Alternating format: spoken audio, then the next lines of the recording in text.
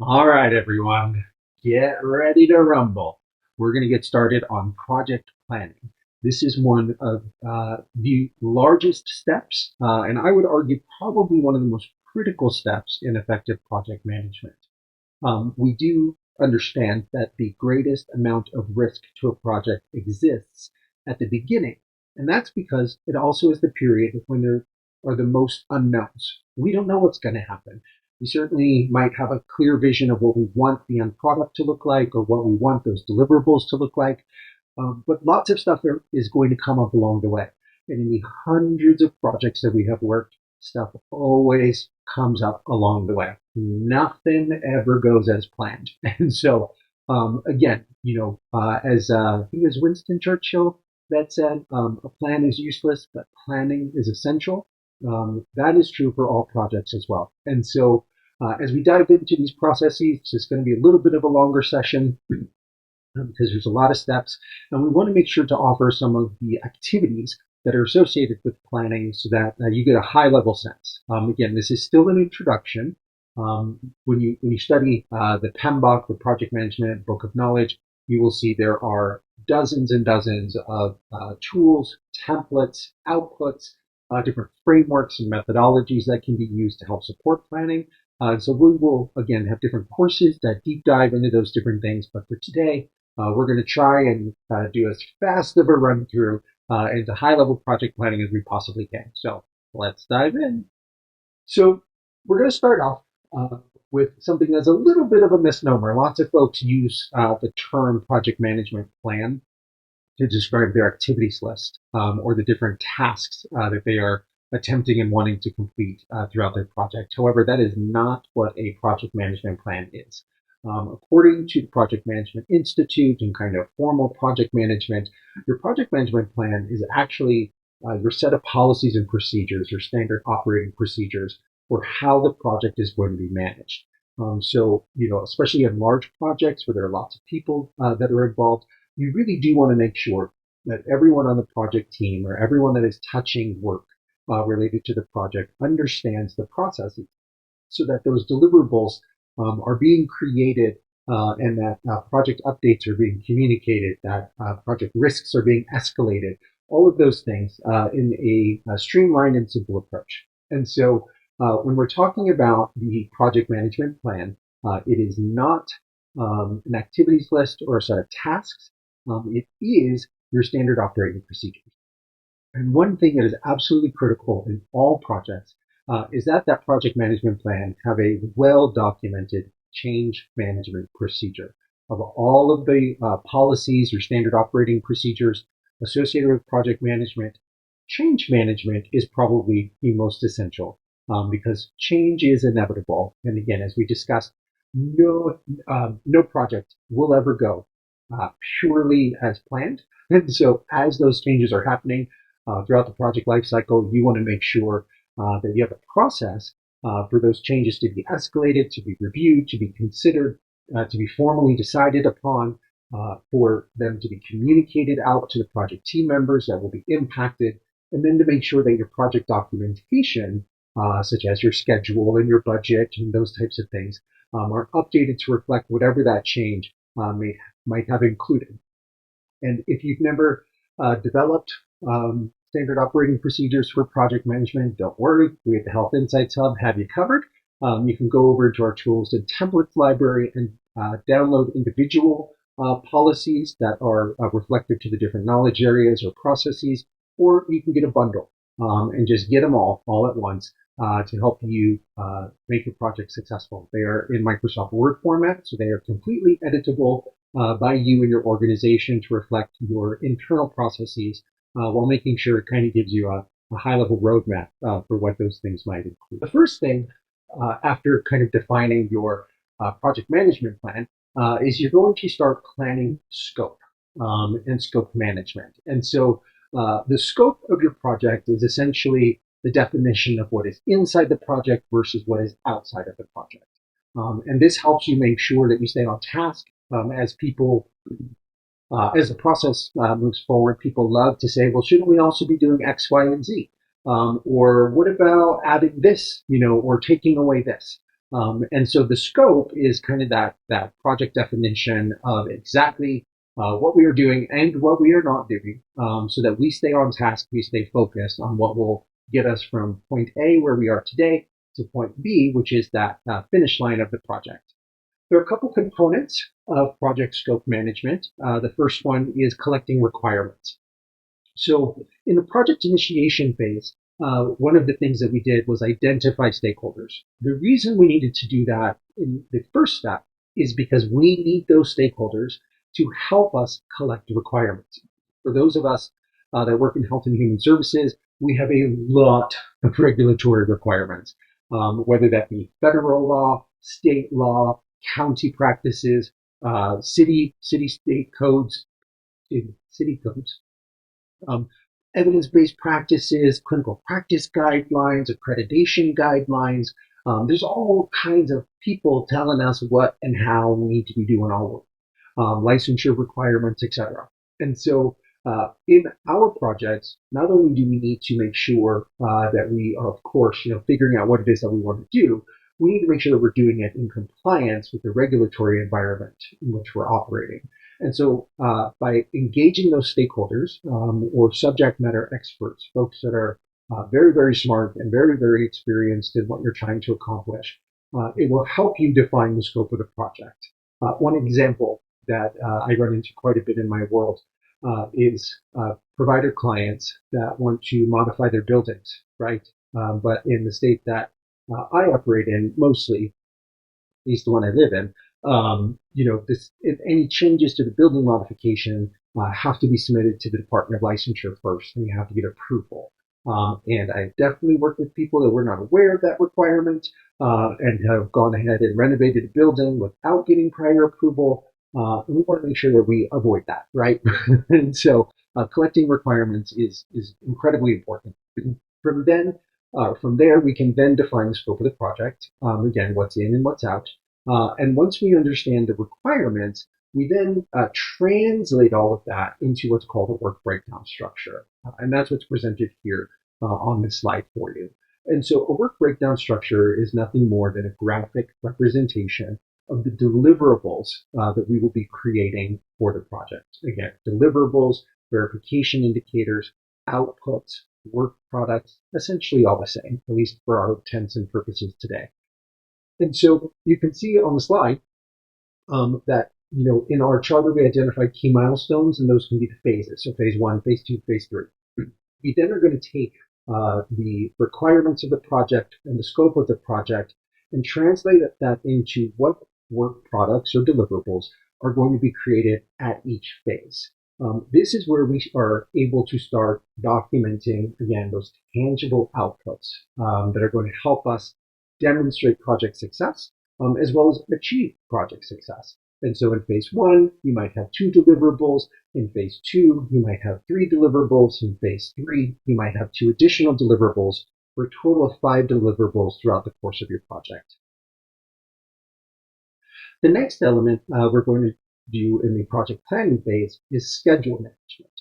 Now, we just completed defining scope and identifying the different deliverables that will be produced and populating them onto our work breakdown structure. So what we now need to do is start organizing them. Project schedule management can be incredibly complicated and intensive. It takes a high degree of analytics and really critically sitting back to think through, here are the 5 deliverables we want to produce. How are they related to each other? How are the people that are developing those deliverables related to each other? You can't ask someone to do 40 hours of work in a 24-hour day, right? You can get a lot done in 24 hours. I have definitely worked all-nighters, under a tight deadline. But there are still limitations on this planet, such as time, that prevent us from being able to get everything done all at once. And so the schedule management not only documents what needs to be done, but when it can be done. And so, you typically want to start by taking that work breakdown structure, those deliverables, and itemizing them into activities. So this is what a lot of people confuse as a project management plan, is really an activities list. And the reason we do this is that deliverable number one, let's say it's a policy and procedure, right? So for us to develop that policy and procedure, we probably need to, again, collect the compliance requirements or regulatory requirements.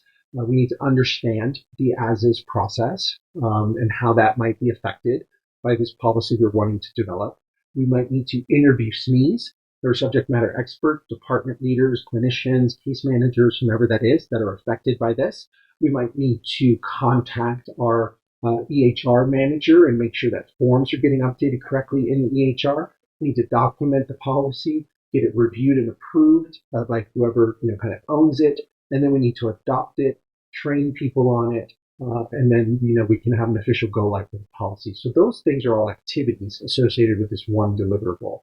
So on our project schedule, we're going to take that one deliverable, unpack all of the activities that are associated with it.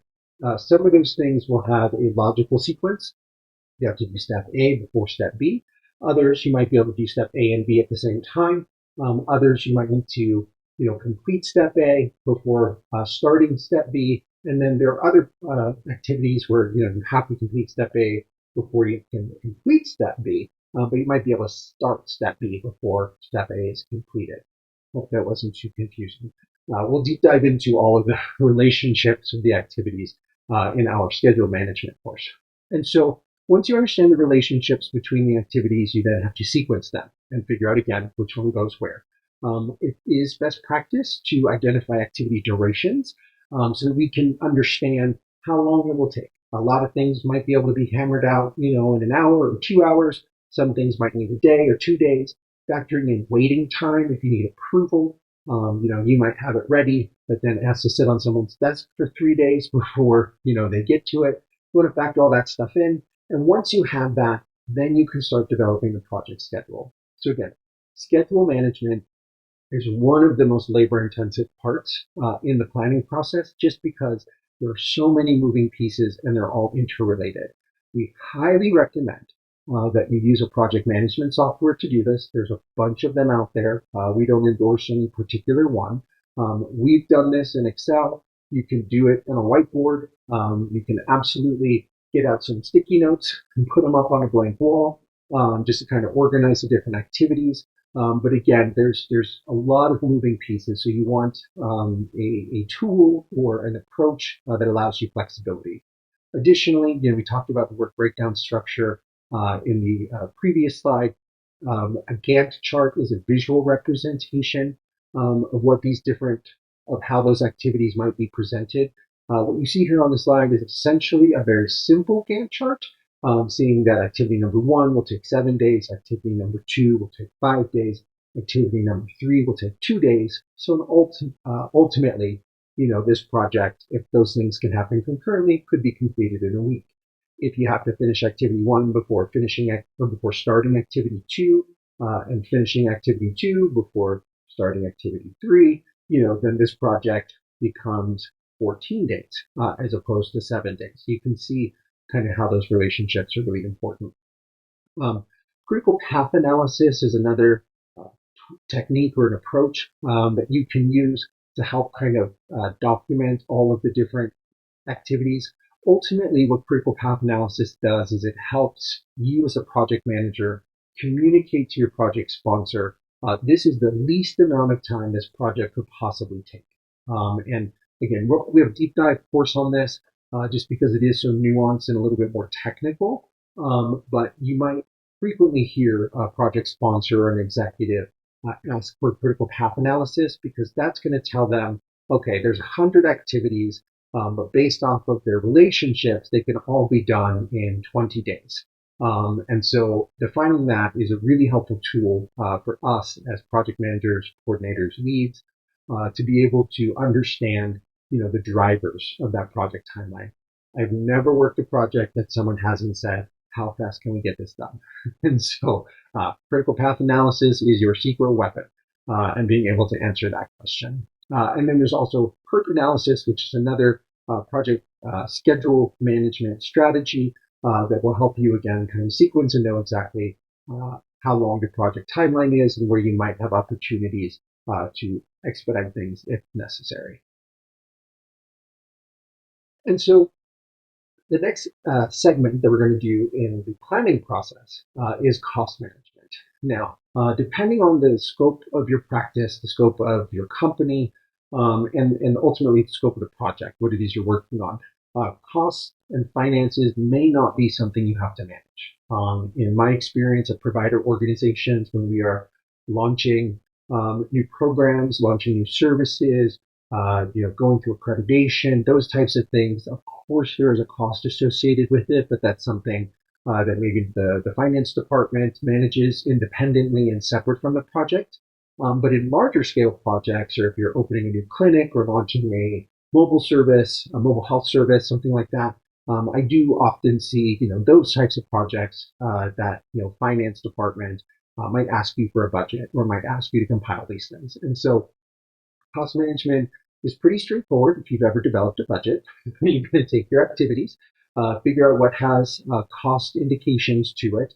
So if you have to purchase supplies, or if you need to rent equipment, or if you're building something, there's obviously a whole process there.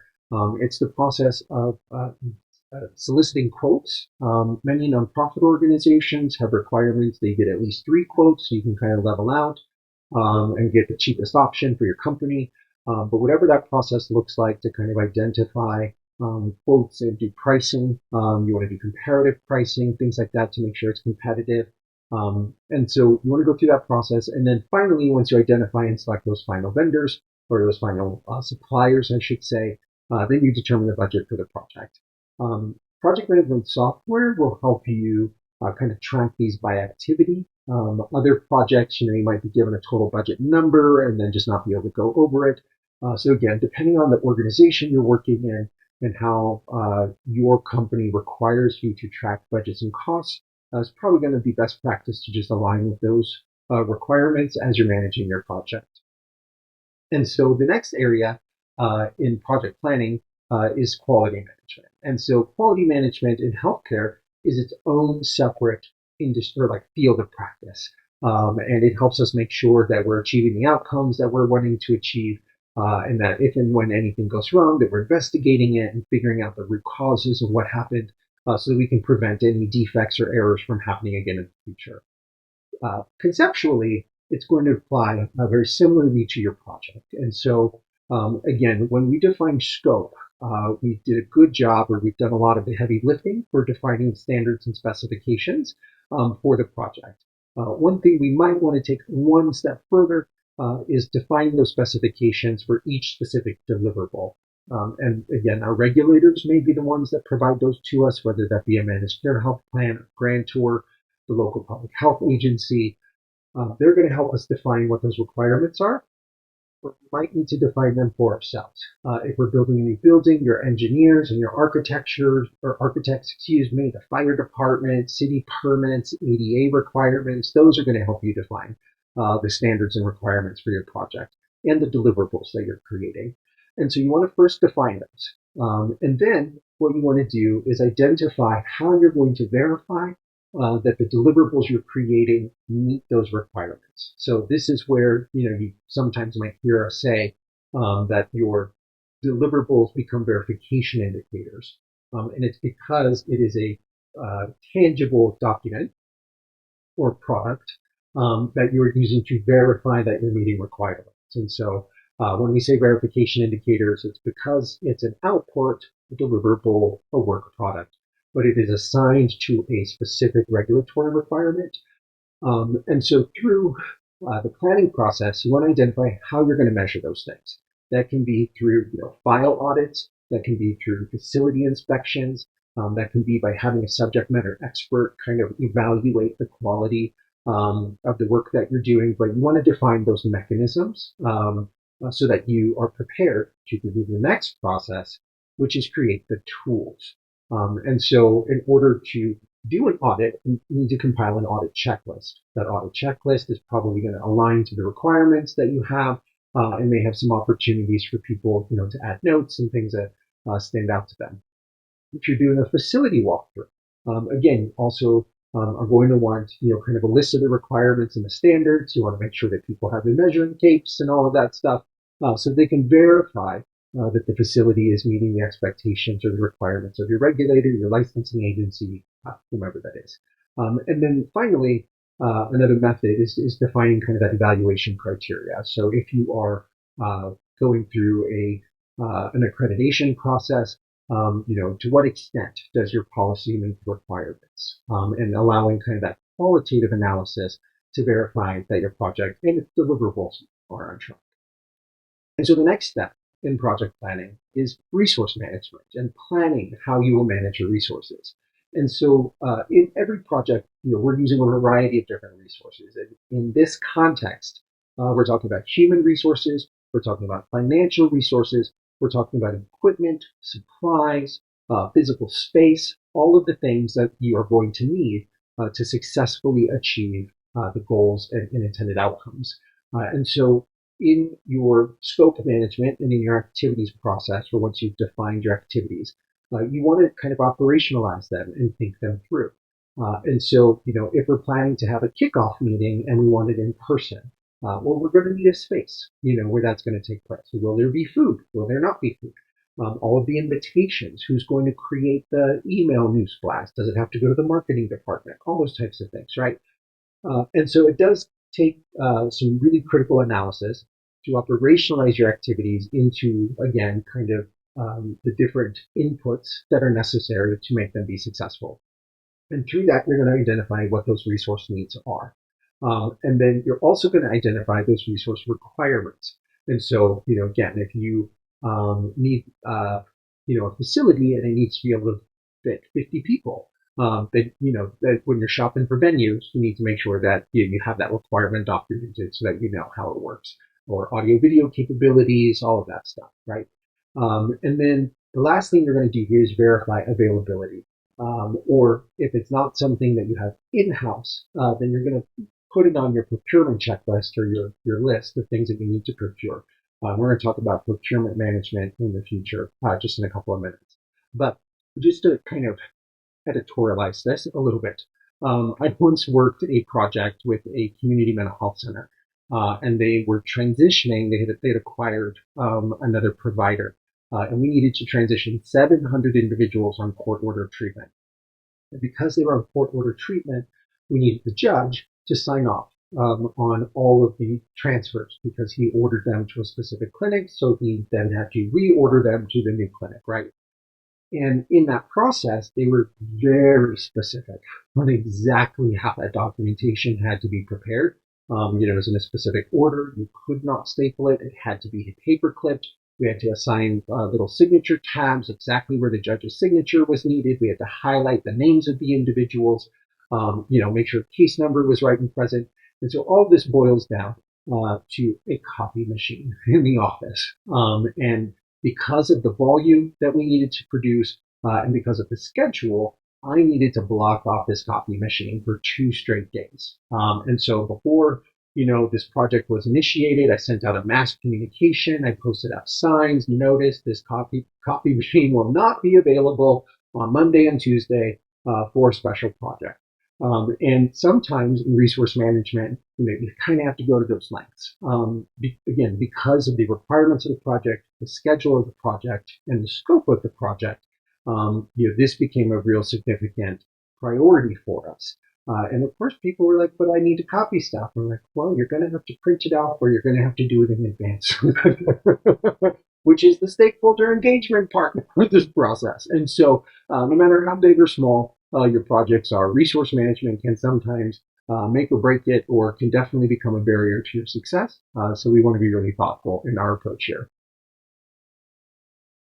And the next phase that we're going to focus on in project planning is communications management.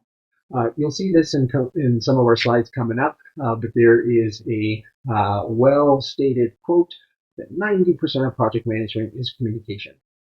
90% of project management is communication. And I can attest that that is accurate. That rings true. Most of the reasons why projects don't run smoothly is someone didn't have the information, didn't have the right information, had outdated information, or didn't have that information at the right time, or it was communicated in a way that was confusing or unclear. They didn't get the message. And so when planning communications management, again in the planning phase, um, we want to start off by identifying who our audiences are. And those audiences are going to, at a minimum, include your project stakeholder, or I'm sorry, excuse me, your project sponsor.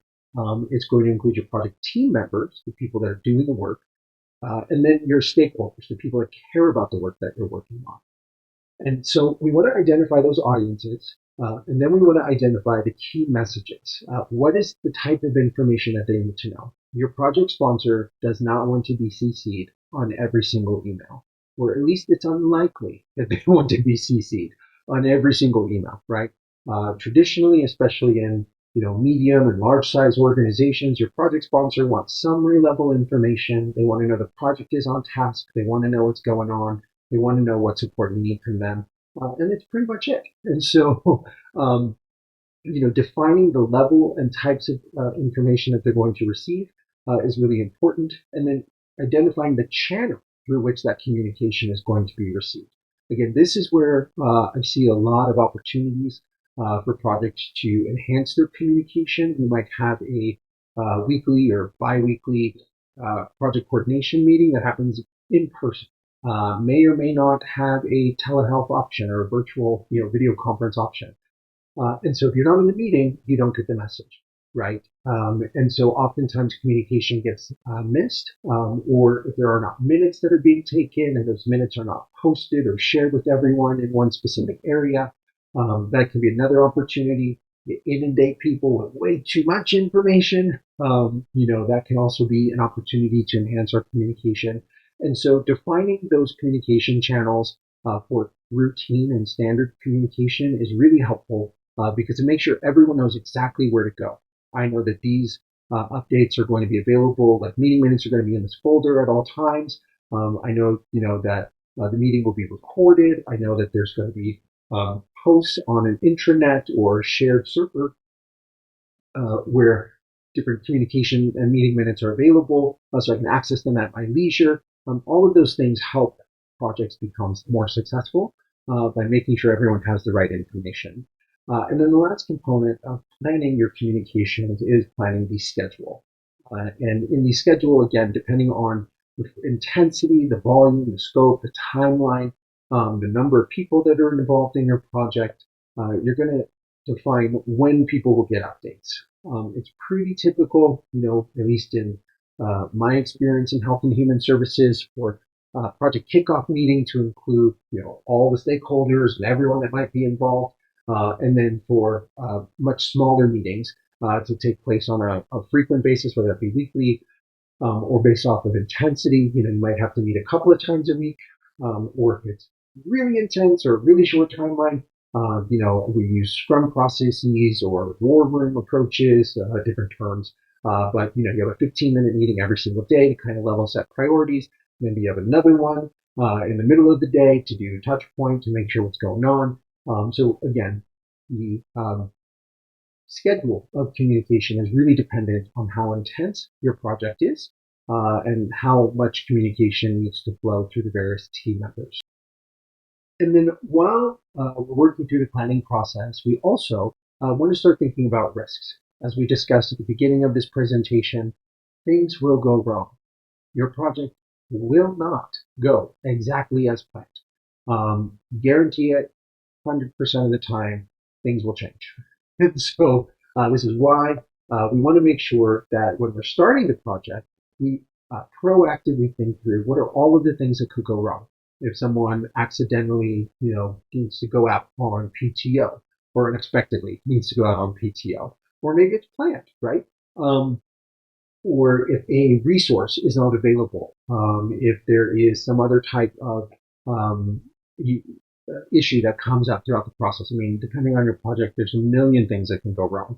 And if you're working on a construction project, there's going to be stuff that goes wrong with staffing, with resources, all of those types of things. And so, in the risk management process, when we're planning risk management, the first step is to identify those risks. What could it possibly be? Again, to the greatest extent, we want to be realistic with feasible risks, but we also don't want to rule out things that might be unlikely, but still, it is possible, right? One of the things that I often like to do here is I tell project teams I work with, give me the most pessimistic person on your team that's going to be able to come up with all of the reasons this project will fail. I'm very optimistic. So I'm, like a puppy dog, golden retriever. Like I'll just keep coming back. Like you throw your risks at me, and I will come up with ideas and strategies for us to mitigate those risks. And that is the point. Is that we want to think of everything that could possibly go wrong, so we can then analyze those risks. There's a simple framework that we use for risk analysis. It is what is the likelihood of that risk, and then what is the potential impact of that risk if it is to happen. And frequently you'll see this in kind of a grid, where the likelihood, impact, and based off of based off of how those two things intersect, if it's highly likely, but it's going to have a low impact, then it might be something that you just accept, right? And you just kind of adapt to it, and realize that it could be happening. But once you've analyzed those risks, you plan your action, as I kind of just described. How are we going to approach this? And so sometimes this might mean identifying backup team members. If we know someone's going to go out, then we want to onboard a replacement team member prior to that person exiting, and then we want to, schedule some time for warm handoffs once that person comes back, right? And so you want to plan whatever those actions might be. And then we'll talk about this in the subsequent project management phases. But then throughout the process, we're going to monitor those risks to see if and when they actually happen. And if they do happen, we'll implement our risk mitigation strategy, and we'll control those risks to make sure that they don't negatively impact the project. And so the next phase we're going to work on is procurement management. And so procurement management is highly related to resource management that we spoke to a little while ago. And basically, when we identify the need for a resource and that resource is not available in-house, we need to procure it. And so the procurement management process looks different based off of, again, the size and scope of your project, as well as what it is that you're procuring. And so if you're needing some office supplies, this could be as simple as getting on, your office supply vendor's website and placing an order and waiting for it to arrive. It doesn't have to be a big significant lift. But if you're working on a much larger project, or the component or the resource that you need is more significant, such as new software, an electronic health record, or maybe you need to hire a consultant or subject matter expert, you need to find a vendor or an architect, all of those types of things. You might need to go down the process or the path of developing a formal procurement, and that's ultimately what this planning phase will help you work through. So at first, step number one is identifying those needs. These are typically resources that are not available internally. It could also be because all available resources are fully maxed out, or their plates are full. And so it's not that you don't have the resource internally, it's just that resource is not available internally. And so you identify that need. And then you want to go through the process of defining the procurement. What is the scope of work that we want them to perform? Define the terms and conditions. What is the budget that we have available? And how are we going to evaluate both their proposal and their ongoing performance? Once you document those things, sometimes this will be captured in what's called a request for proposals, or an RFP. Those of us that rely on grants are very accustomed to these things. And so you want to solicit proposals or solicit responses. And so that might include posting it on your website. It might include posting it in a local newsletter, putting it in an RFP database, sending it out to your previous vendors that have done work for you in the past. We want to solicit those responses. You need to give them time to develop their responses, depending on the length. If you're looking for a 10-page response, maybe a week or two is enough time. I do a lot of Medicaid managed care proposal writing, and those responses are typically somewhere between 500 and 2,000 pages. And so we need a little bit more time than a week to pull those together. And so depending on what you're asking for and the level of detail and nuance, this process can really impact your project schedule. And so it is something to be very thoughtful about. thinking about exactly how much information you're asking from your vendors up front, all of that stuff. Once you receive those responses, you need to evaluate and score them. Traditionally, this includes identifying multiple people within the organization to help evaluate and score, creating that quality assurance, that scoring checklist, so that they can document their scores. And then through that, you want to make an announcement and identify who the best candidate is, who the ideal vendor is.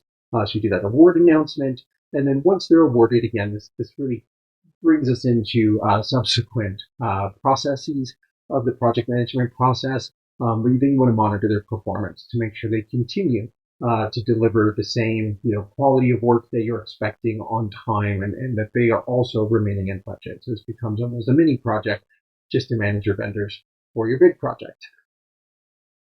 And then the last step in the planning process is stakeholder engagement. And so you'll recall in the project initiation phase, we identified who our stakeholders were. But now we need to be very thoughtful in thinking through the level of engagement and what we need from those stakeholders and how we're going to keep them happy, basically. The other thing that requires us to kind of be a second step is that through this process, as you've defined scope, as you've identified your resources, as you've gone through your schedule, you've gone through your costs, all those things, you're going to identify more stakeholders through that process, people that need to be kept informed, people that need to approve things, people that can influence the project in one way or another. And so it's important that this kind of be an ongoing process, identifying who these stakeholders are.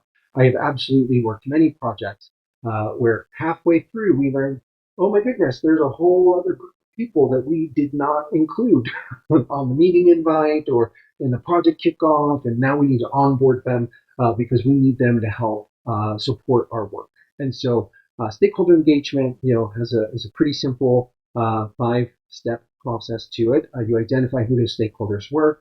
We started that at the beginning in initiation, but we're going to refine it now. We're then going to prioritize those stakeholders.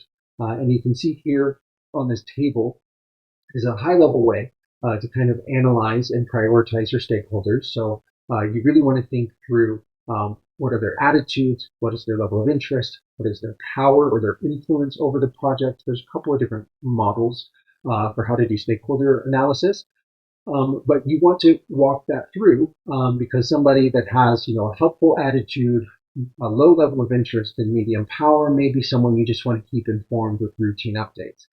Someone who is helpful, has a high level of interest, but no power might be someone you recruit as a volunteer, or someone, that you give them a role or a function to help so they feel meaningful or they feel like they're contributing. But if someone wants to hinder your project, has a medium level of interest but a lot of power, that is someone you want to keep on your radar. You want to understand what their requirements are, what matters to them, why they are wanting to hinder the project, what they would like to see done differently, those types of things. And then you want to keep them close, right? And make sure that you're nurturing those relationships really well. And so the stakeholder mapping process is very similar in that you identify or you kind of cross off who's going to navigate and who's going to engage, who those folks are, or who the stakeholders are, to make sure that there's a point of contact assigned to them. And then you go through the engagement process. That could just be including them on routine updates. That could be inviting them to certain meetings. That could be taking them to lunch because you need to win them over. Whatever it takes, right? And so going through that process and then monitoring them, right? Making sure that they're happy and satisfied throughout the life cycle. And again, that really has to do with our monitoring and controlling process step, which we'll get to. If you've never done stakeholder engagement before, or stakeholder mapping, we do have a template available in our tools and templates library on the website, so check it out. Again, fully editable by your organization, so you can make it your own and make sure that it works for you.